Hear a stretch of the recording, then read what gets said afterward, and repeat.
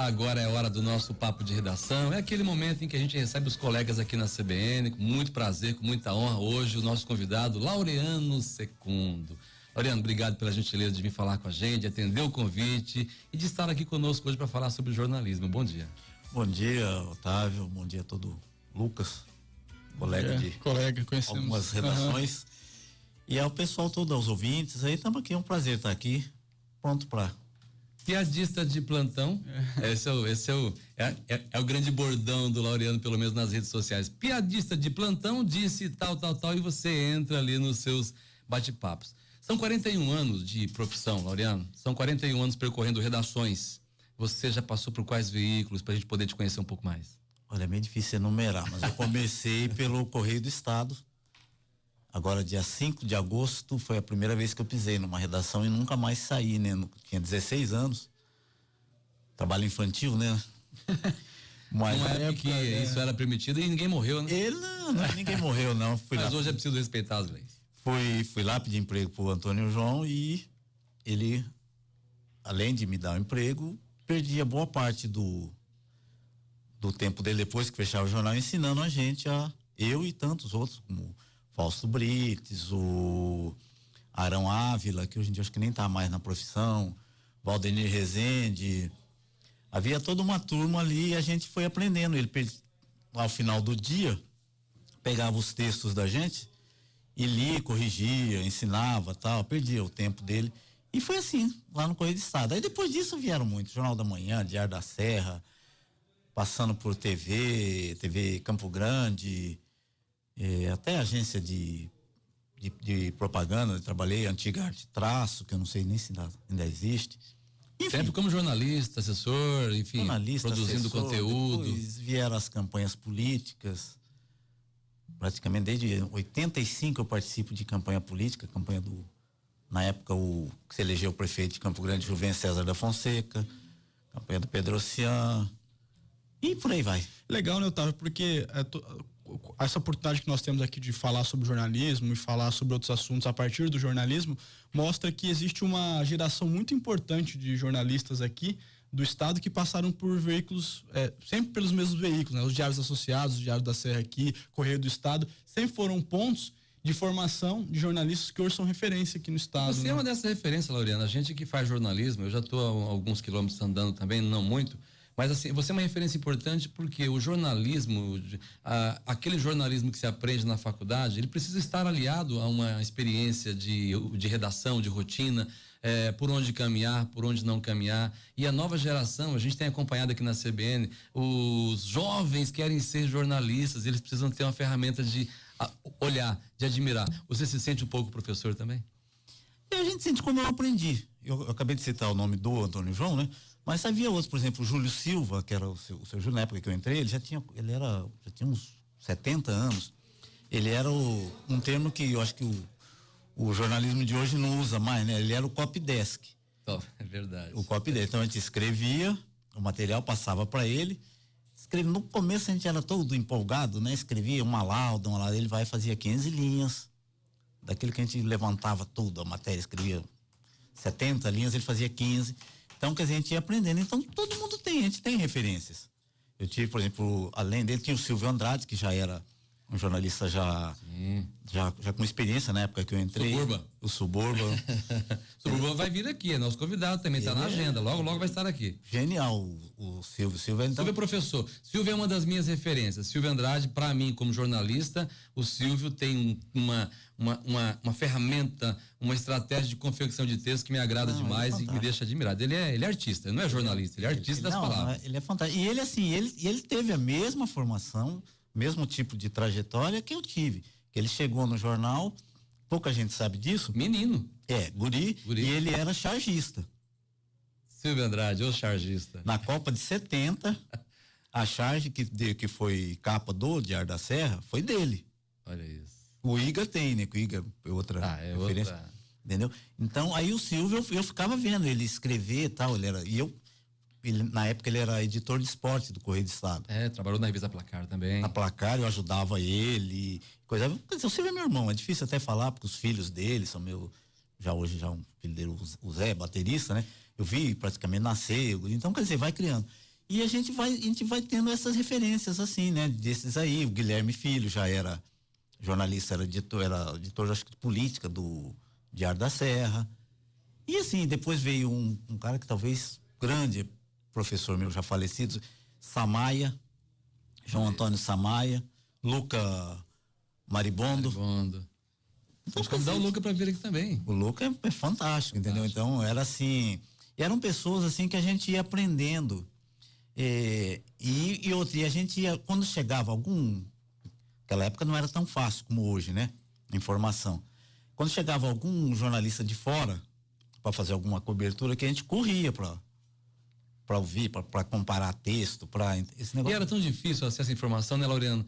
20, 30, 40 anos atrás, a gente não tinha toda essa facilidade que tem hoje à disposição, comparativos, informação que chega em tempo real. Antigamente a informação vinha de trem. Só para você ter uma ideia, a gente tocou no nome do Silvio, ele foi correspondendo da Placar. Isso. Na época o futebol daqui era bom, tinha um Operário que disputava o Campeonato Brasileiro. E foi terceiro lugar no Terceiro lugar em 77. 77. Aí o Silvio, ele tinha que ir cobrir aos domingos, cobrir meio tempo, primeiro tempo, fazer as fotos, tirar o filme, a gente pegava, colocava dentro de um envelope para deixar no balcão do aeroporto, que tinha um voo da VASP. Ah, a gente ouviu essa história aqui também, né, Otávio? Você vê, pro filme ir para São Paulo. Para São Paulo. Para poder torcer para ter feito foto boa, né? Porque era uma loteria, né? Para ninguém fazer outra qualidade dele, é um ótimo fotógrafo. Isso você conta no momento em que amanhã embarca para a Rússia aqui o nosso amigo Paulo Nonato de Souza, que vai mandar filmes, vai fazer filme da Rússia e vai mandar pra gente em tempo real. Você imagina o quanto a evolução tecnológica não facilitou a nossa profissão. Pois é, não, então era assim que se fazia. Aí você tinha que mandar o filme, aí revelar, porque tinha que ser, não dava pra você fazer o jogo inteiro. Porque senão não dava tempo. Que a Placar ia sair na terça-feira. Só que o Antônio João, na época, ele era correspondente do Estadão também. Entendeu? Então aí o que acontecia? Era uma luta, assim, né? Era uma batalha torcer pra ter um lance, se o jogo era ruim. Uma notícia e tinha que contar a história do jogo também, né? Contar a história do jogo, mas aí já ia por Telex, né? Aí ele chegava lá. Aliás, o Telex é uma ferramenta ultramoderna para quem Você está acompanhando o Papo de Redação. Nosso convidado de hoje é o jornalista Laureano Secundo. Laureano, fazer jornalismo num estado como o nosso, um estado pequeno, a gente vive, a gente valoriza, adora o Mato Grosso do Sul, defende com unhas e dentes. Nós dois somos matogrossenses, né? E depois viemos aqui exportados para o Mato Grosso do Sul, e a gente vive num estado e também em crescimento na área da comunicação. Atualmente você está no Diário Digital. Diário Digital, da Rede MS TV Record, né? Aí tem sua coluna também de avaliações, de reflexão, aquela coluna. Na saída aqui, Lucas, o juiz Odilon estava aqui, e ao sair o Laureano falou, opa, a pauta, o jornalista está sempre antenado, né? Daqui a pouco sai um piadista de plantão, já sai um piadista de plantão. A gente dormindo, a gente está fazendo jornalismo, não tem jeito, a gente sonha, acorda de manhã, aí você pega o ônibus, já tem... esses tempos aí eu fiz uma matéria, o motorista do ônibus, que eu ando de ônibus, ele chegou e falou para mim, rapaz, eu tenho que pegar logo aqui, rápido aqui, porque eu vou... Acabaram de desativar o terminal ali do shopping. Opa, isso você já falou, como é que é? Eu já tinha encerrado meu expediente, tá vindo para casa, mas eu cheguei em casa, mas no ato, cheguei já no Facebook, né? E já fiz a matéria e tal. Deu uma confusão que acabaram reativando o terminal. Esse é o nosso papel, né? Então a gente pouca gente, as pessoas costumam até achar equivocadamente que nosso papel é falar de política, que nosso papel é falar, a gente tem um papel, a profissão, o profissional jornalista tem um papel preponderante, importantíssimo para o coletivo, para uma sociedade. Não, é fundamental, e o ser humano ele precisa saber de notícia, e especificamente, eu acho o rádio e mesmo o jornalismo local, porque hoje em dia, durante um certo tempo, você ficava sabendo quantas pessoas morriam lá no Iraque, num ataque à bomba no Iraque, e não sabia um acidente na tua esquina aqui. É verdade, Laureano. Verdade. Então você saiu, ficou muito nacional, entendeu? Então isso foi, eu acho que em função de um certo enfraquecimento que o rádio principalmente teve durante um período. Exatamente. E está sendo recuperado por conta por exemplo, hoje em dia, de uma forma bem... Tem uma necessidade de sobrevivência dos veículos de comunicação. Exatamente. Você tem que ter dinamismo, passar informação rápida, senão o camarada vai para outra plataforma, vai ouvir música no Spotify. E esse foi um fenômeno de Campo Grande. Porque, por exemplo, São Paulo e Rio, o rádio é muito forte. Sim. As pessoas acordam de manhã cedo, colocam no rádio, seja qual rádio seja, para poder chegar ao serviço no melhor caminho. Orientação de trânsito, por exemplo. Prestação de serviço. E chegando lá bem informado. Exatamente. E as pessoas querem saber, todo mundo. E eu acho que está sendo recuperado. E as mídias sociais, né? Esse fenômeno moderno, ele está, por incrível que pareça, ele está recuperando o rádio. Verdade, concordo com você. E vou te dar um exemplo para você que está acompanhando a CBN. Neste exato momento, nós estamos aí no rádio do seu carro, mas nós também podemos estar no seu telefone celular com áudio e vídeo. Você pode assistir a esse programa, ver a gente aqui nos estúdios, algo impensável anos atrás, décadas atrás, para o rádio. E nós só somos rádio. No entanto, você também acompanha pelas plataformas digitais, você vê o quanto o rádio. E daqui a pouquinho, todo esse nosso bate-papo vai estar disponível nas plataformas, nos sites, e a gente vai espalhar pelos grupos de WhatsApp, e todo mundo que não está ouvindo você agora vai te ouvir hoje, amanhã, à noite, madrugada, a hora que quiser. Você vê a força, a necessidade e o dinamismo que as tecnologias proporcionam pra gente também. E nosso papel é aproveitar isso e informar. Exatamente. Porque o rádio, ele é ágil. Ele é tão ágil quanto o WhatsApp. Hoje em dia você tá mudando assim, porque antes você tinha que saber a informação, você esperava o dia seguinte. Hoje em dia você tem no celular, você esperava o Jornal Nacional, você esperava um outro jornal de uma outra emissora. Sim. Esperava o jornal escrito. Hoje em dia você recebe tudo. É o que você acabou de falar, você recebe vídeo, áudio, foto, texto. Deve estar muito mais difícil na hora. Hoje pro William Bonner fazer um jornal nacional, hein, Laureano? Lucas, 8 horas, 7:30 da noite, todo mundo já sabe o que aconteceu no Brasil aí, vem um jornal nacional que antes era referência nacional. Obriga, penso eu também, né, a esses telejornais, jornais, a entregarem um conteúdo diferenciado, de modo que quem vai assistir consiga absorver ali a informação de uma forma diferente, nas reportagens mais elaboradas, alguma coisa mais reflexiva também, né? Não só a informação em si. Uma coisa que o Laureano falou, eu acho que é bem interessante, que é muitas pessoas dizem que o futuro do jornalismo, a sobrevivência, está em reforçar os conteúdos locais, né? E é benéfico para tudo, para reforçar a identidade regional que muitas pessoas vêm perdendo. É o hiperregionalismo, isso é necessário. Imagine que nós temos que decidir esse ano quem será o nosso governador, quem serão nossos deputados e como, né, tá a economia local, como é que a gente pode mercado de trabalho. Só quem vai entregar essas informações com qualidade é o jornalismo aqui de Mato Grosso do Sul, né? A gente não vai saber isso de outra fonte. E é assim, esse fenômeno, esse dia eu estava conversando com um amigo meu eu não vou citar o nome dele porque ele não me autorizou, mas ele faz pesquisas aqui. Uhum. E esse fenômeno de valorização desse conteúdo está vindo exatamente das camadas mais, digamos assim, mais pobres da população. Hoje em dia, a greve dos caminhoneiros aí. Um exemplo disso. Foi um fenômeno de WhatsApp. Exatamente. O Brasil se conectou parado via WhatsApp. Entendeu? 10 dias. Então tá vindo isso aí, agora que tá vindo a eleição aí, o eleitor, ele tá chegando para votar com a informação do WhatsApp. Só tem que ter cuidado com as fake news, Laureano. A gente tem que trabalhar muito isso na cabeça também do leitor, do ouvinte, do telespectador, a notícia falsa. É preciso ter cuidado com as informações que você recebe aí no seu telefone celular, porque nem todas têm a credibilidade de um jornalista por trás. Mas eu acho assim também, eu acho que acho que tem gente faturando em cima desse negócio, desse fenômeno de fake news. Então, assim, a população sempre teve isso aí de notícia falsa. Mas na nossa época eram os panfletos, né? Apócrifos. Não é. Boca a boca. Eu acho que a maior conquista dos dias atuais para a imprensa, para o jornalismo, é a seguinte: ela deu independência para a notícia. Antigamente, um governador, um político, um poderoso, enfim, mandava. Ligava pro dono da empresa. Quando não era dono, né? Quando não era o dono. Não era dono, verdade, Lucas. Ligava lá e saía só o que ele queria. O maior exemplo de todos é o Chateaubriand, com a revista O Cruzeiro. Isso. Mandou nesse Brasil, depois veio o Roberto Marinho. Roberto Marinho é bem pequeno, perto de Assis Chateaubriand, se a gente for conversar sobre isso.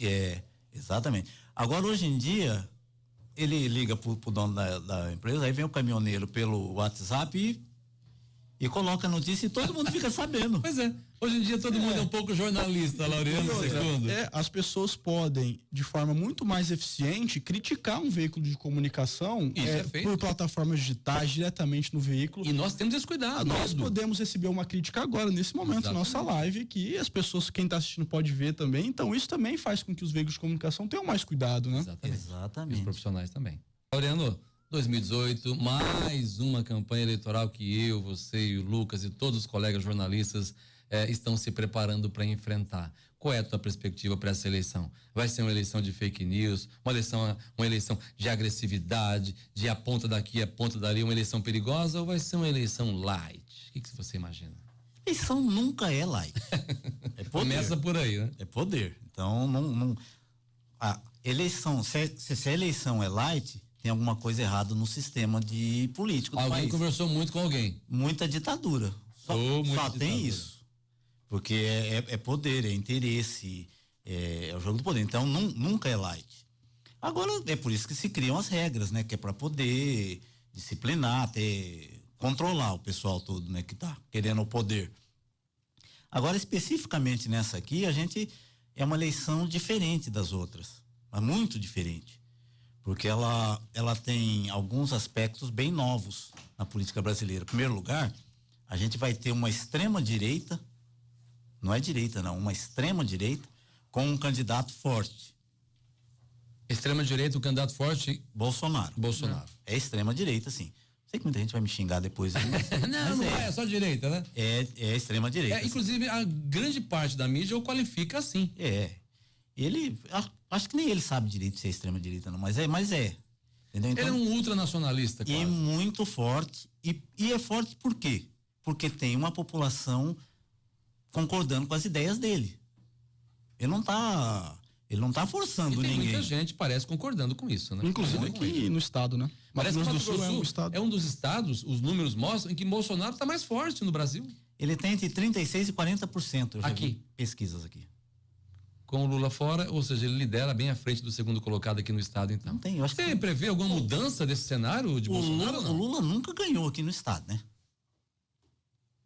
Ele sempre esteve atrás de Alckmin, atrás de Perdeu Serra, aqui. atrás de Aécio Neves. Sempre perdeu. Historicamente, candidatos à presidência sempre foram os do PSDB que ganharam aqui, né? Sempre ganharam. Porque não havia extrema-direita.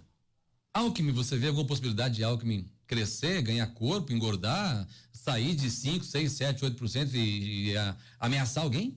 A possibilidade sempre tem, né? Porque política, a gente tem vários exemplos. Por exemplo, em 85, ninguém imaginava que a Luiz Erundina, prefeita de São Paulo, fosse eleger prefeita de São Paulo. Verdade, Laureano. E aí teve aquela greve lá Vamos trazer para Siderúrgica Nacional. Assis Bernal? Não, mas o Bernal o pessoal sabia, assim. Já tinha uma visão. Um ano antes. Nós vamos tirar o PMDB do poder. E o próprio governador, na época, André Putinelli, sabia disso. Tanto que ele articulou, quem vive nos bastidores, ele tentou de toda forma trazer o Bernal, e o Bernal não foi. Na época tem até uma situação bem inusitada. O Bernal era meu colega de trabalho, já estava no Diário Digital, e ele tinha um programa na rádio Cidade, FM Cidade, de manhã, foi isso que deu a popularidade a ele. E eu encontrava todo dia, eu estava chegando para trabalhar e ele estava terminando o programa e a gente tomava um cafezinho ali e conversava.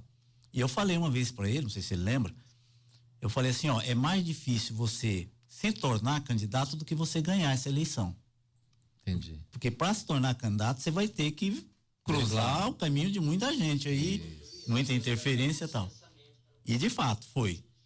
Tanto que ele não conseguia, no último dia da convenção, ele não conseguia um vice. Porque ele arrumava um vice, o pessoal ia lá e tirava. Aí arrumaram um bom vice para ele. Aí arrumaram o Olarte. Bom, aí já é uma outra. Bom, outro capítulo. No Brasil, você vê o fenômeno Bolsonaro, como acho que a grande maioria, não tem como você não ver hoje o Bolsonaro, é uma pessoa que você tem que levar em consideração o fato dele liderar todas as sondagens que são divulgadas, que são escritas no TSE, que são oficiais e que podem ser confiáveis. Bolsonaro e Ciro Gomes vêm se despontando, ou seja, mais uma vez nós vamos ter a esquerda contra a direita. Teoricamente, né? Por enquanto, né? Eu acho que, por exemplo, precisa definir a situação do Lula. Você não vê ela definida? Mas na teoria, tudo bem, tem as possibilidades, mas na prática tem muita gente já dando como página virada. Não, mas né? é assim, eu falo assim, o eleitor, aquele mais humilde lá. Aquele que ele pergunta. Você acha que da cadeia o que o Lula disser pode ter uma influência ainda? Não que ele vai transferir, mas precisa tirar ele. Tirar ele do processo. A hora que ele falar assim, bom, o candidato do PT não é o Lula, é o, sei lá, Fernando Haddad, aí a gente tem um quadro real. E hoje a gente não tem isso. Isso. Então, por exemplo, se o Fernando Haddad for candidato, aí, por exemplo, o Ciro já vai ter que trabalhar com outro universo. Ciro, Marina, o que seria teoricamente esquerda, né? Uhum. Agora eu também não sei, porque eleição é um negócio meio... Na hora surgem umas realidades que definem e dão outro caminho que a gente não estava pensando. Por exemplo, essa eleição do Tocantins, os dois partidos que estão indo para o segundo turno é o PHS e o PR. Domingo agora teve uma eleição lá no Tocantins, Laureano, e o Tocantins mostrou para o país uma tendência. Fala pra gente o que aconteceu lá que você viu de extraordinário, de diferente, de recado.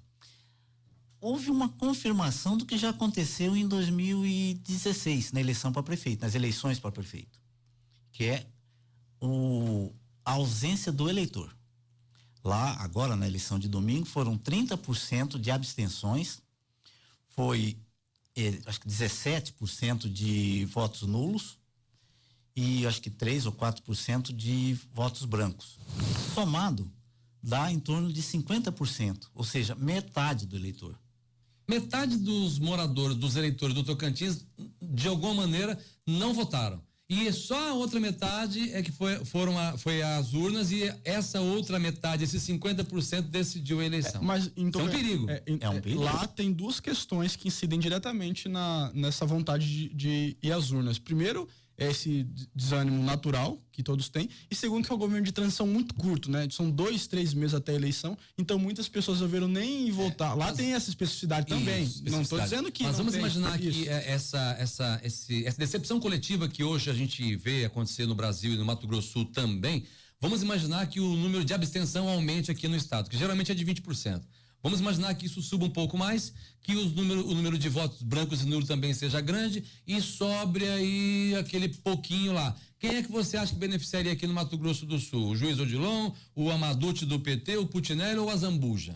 As primeiras avaliações, elas levam em conta assim, os principais beneficiados são quem está no poder, porque vai estar com a máquina na mão. Eles falam que não usam máquina, mas não usa. Sei, não existe. Como não usa? Usa, mas vai dizer que não, né? Claro. Mas então, quem está com a máquina na mão e quem já tem o eleitorado cativo, que é o político mais antigo. Isso prejudica o novo? Prejudica o novo. O novo é o principal prejudicado. Porque o novo, ele conta com a revolta, com a insatisfação. Aqueles revoltados, às vezes, não vão na urna votar. É onde prejudica. Exatamente. E a demonstração o fato de não ir à urna já demonstra que ele desaprova todos aqueles que lá estavam, mas não vai apoiar o novo. Não vai apoiar o novo. Ele, por exemplo, ele já esse desconhece, né? Exatamente. E esse revoltado, ele, por exemplo, ele já não votaria nem em quem está no poder e nem em quem é antigo. Então é um voto que não viria para esses. E ele deixa de renovar, se abstendo de votar. E tem uma outra face dessa questão, que é você não vota no novo porque às vezes o novo nem é candidato. Essa questão também é interessante. Muitas pessoas, por acharem que o meio político já caiu em descrédito, só tem gente ruim, né? Só tudo é ladroeira. Pessoas que poderiam se colocar à disposição das pessoas para serem candidatas e elas serem esse representante desse para que as pessoas aspirem a essa questão do novo, elas mesmas não são candidatas. Então, para votar no novo, tem que ter um novo lá para votar, né? Isso a gente percebe aí pelos candidatos, que a maioria deles são aqueles que estão lá, ou tem essa questão hierárquica que a gente não entende aqui no país, né? Que filho de político, neto de político, sobrinho de político, irmão de político, daí vira a família toda política. Isso é uma questão importante. Laureano, Mato Grosso do Sul enfrenta isso agora, né? Nós podemos renovar e agora vamos fazer uma avaliação muito clara aqui. O juiz Odilon, que acabou de sair daqui, se posta como novo defensor da moral, dos bons costumes, da ética, contra a corrupção. Ou nós podemos manter o que está aí, que é o governo do Reinaldo Azambuja, que cada um faça a sua avaliação, ou podemos trazer de volta André Putinelli, que é um ex-governador. Se nós não temos o advento do juiz Odilon, quem seria o novo como candidato ao governador? E tem o Madut, que representa hoje o PT, que não, enfim. Nós temos 4 possibilidades. Qual você avalia que vai ter êxito? Olha, eu incluo uma, eu vou ser ousado aqui agora, hein? Eu incluo uma possibilidade aqui que é o voto da direita, da extrema direita, eu continuo falando, da extrema direita. E tem candidato aqui. O que seguiu o Bolsonaro? Por exemplo, se você fizer, presta atenção nas pesquisas. Se fizer uma pesquisa para o Senado hoje, aquele promotor Arfucci. Isso, teve aqui o Sérgio Arfucci. Ele aparece bem nas pesquisas. Você acha que pode surpreender? Pode surpreender. Olha, eleição de 96. Eleição de 96 a gente vivia uma situação semelhante a essa, não igual, mas semelhante. Começou a campanha, tal, era outros moldes, tal. Tava na frente Levi Dias, tava na frente, se eu não me engano, Nelson Trade, pai, e tinha mais uns outros candidatos. Era impensável um prefeito de Campo Grande, Mato Grosso do Sul, eleger um candidato do PT. O outro candidato era assim tinha chegado de Fátima do Sul. Nós estamos falando da eleição histórica de 400 e poucos votos entre Putinelli e Zeca do PT. Quem foi para o segundo turno? Exatamente, Zeca do PT. E André Putinelli. A eleição histórica. Exato. Então, quer dizer, já em 98 vem o governo do estado. O Zeca ganhou. Era impensável o Mato Grosso do Sul ter um candidato. Ali houve um movimento, né? Mas o PT não tinha esse estigma todo ainda que tem hoje. Não, né? Lógico, eu digo. Por exemplo, hoje quem não tem esse estigma é o pessoal da direita. Lucas, você acabou de dizer que o Bolsonaro, e a gente viu os números aí, você falou 30 e poucos por cento, 36%. Mato Grosso do Sul estão, né, com o Bolsonaro. Vamos imaginar que essas pessoas não mudem de opinião.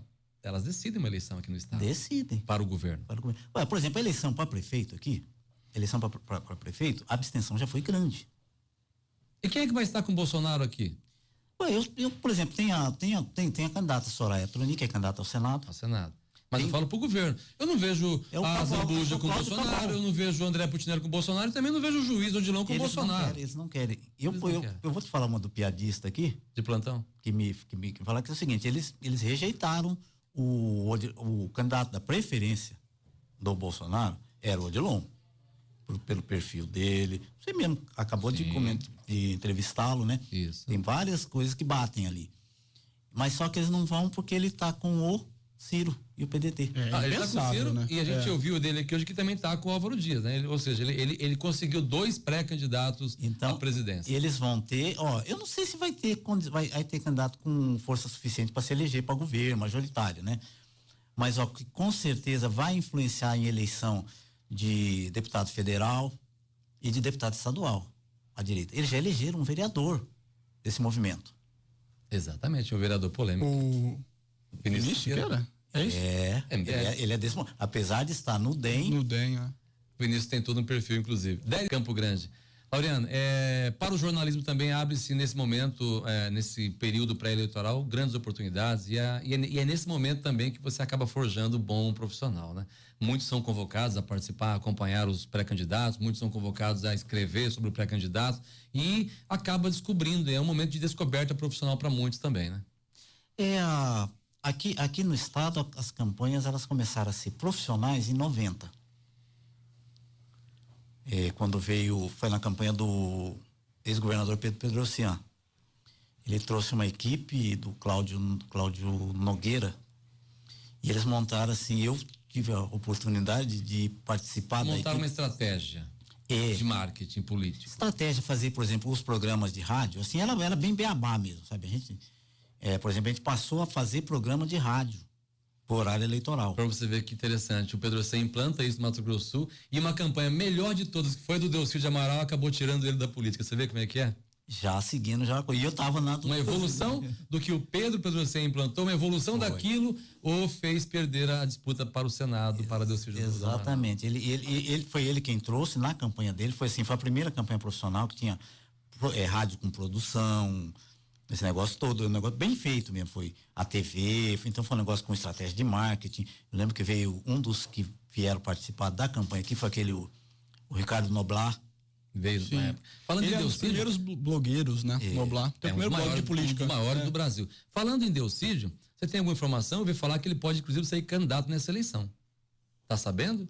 Algum piadista de plantão falou com você? Querer ser candidato, logicamente, não, ele deve legalmente. E está buscando na justiça mecanismos. Essa é uma informação nova que chega pra gente. Muita gente já sabe, mas muita gente não sabe. Mas o fato é que Delcídio do Amaral pode, se conseguir judicialmente aquilo que a lei lhe confere, lhe permite, ser candidato nessa eleição. Nós vamos ficar de olho e trazer as informações aqui na CBN também. E se você tiver, Lorena, alguma informação, passa pra gente. Não, eu tive a informação já faz algumas semanas de que ele estava tentando, logicamente a equipe de advogados dele, parece que poderia ser beneficiado com aquela absolvição do Demóstenes Torres. Né? Isso. Mas olha, eu sinceramente, até juridicamente pode ser que ele tenha essa possibilidade. Mas você não vê sucesso nessa empreitada? Possibilidade? Olha, eu vou falar assim, a gente que é um pouquinho mais experiente, uma possível absolvição dele e uma candidatura dele, quanto custaria em termos de prestígio para o STJ? Você acha então, que eles politicamente, estão muito. Você tem um STF hoje pouco preocupado, parece, com o prestígio que tem. A gente vê cada barbaridade acontecer. Não, porque você depende de um ministro, às vezes, né? Esse é o problema. Eu acho muito difícil ele ser candidato agora. Acho muito. Não é impossível, né? Tudo é possível na vida. Mas acho muito complicado ele conseguiu darem, por exemplo, uma decisão, algum que possa ministro favorecer ele. Isso seria uma mídia nacional. Nós ouvimos hoje aqui o juiz Odilon dizer, autoafirmar e se colocar como vencedor de primeiro turno desta eleição, ele vê essa possibilidade. Nós, como jornalistas, fazemos algumas ponderações, mas você vê essa eleição fácil ou você vê ela embolada aqui no Mato Grosso do Sul? Não, em primeiro lugar tem que definir quem vai ser candidato aqui. Vamos começar a conversar. Não está definido nada ainda não, hein? Mas desses três aí que estão despontando, você não acha que eles estão definidos? Nesses três você vê possibilidade de haver alteração entre a Zambuja, Putinelli e Odilon? Aqui, eu já tive acesso a várias pesquisas. O grau de indefinição, de falta de interesse do eleitor é muito grande. O juiz Odilon, em todas as pesquisas, está na frente. É uma média de 10 pontos. Isso é um fato? Isso é um fato. Todas as pesquisas que eu vi. Que eu me baseio assim sempre. Eu vejo uma, vejo outra, umas 4 ou 5 que a gente já sente a tendência. Tá. É lógico que cada uma dá um número, né? Isso. Então, mas assim, ele tem, hoje, basicamente seria assim, o juiz Odilon, e embolados a Zambuja e Putinelli. Putinelli e a Zambuja, não necessariamente nessa ordem. Só que a eleição é só em outubro. Como é que tem uma piada de... Muita água vai passar embaixo da ponte. O seu Lúcio falava assim, tem 2 boas notícias, nós estamos na frente, né? Isso em junho. Essa é a boa notícia. Outra, a eleição só é em outubro. Daqui a ruim. 3, 4 meses. Junho, julho, agosto, 4, 5 meses ainda. Tem muito tempo ainda para muita coisa acontecer. É um estado que a gente tem 2 governadores, o Azambuja, a gente vê aí de algumas dificuldades, algumas possibilidades de repente, na campanha surgirem coisas que vão desagradá-lo e, né, trazer fatos novos. E a mesma coisa do Putinelli. Não, e outra coisa, quem previa em começo até dia 15 de maio que ia ter uma greve dos caminhoneiros que ia arrebentar com a economia do país?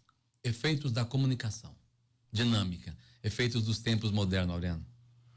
Nessa experiência que você tem cobrindo eleições, você acha que o papel aqui da imprensa mato-grossense tem sido cumprida de forma eficiente, idônea nessas eleições? E como você acha que como vai ser também esse ano, Laureano? Olha, sempre tem um mito que diz que a imprensa elege. Não elege ninguém.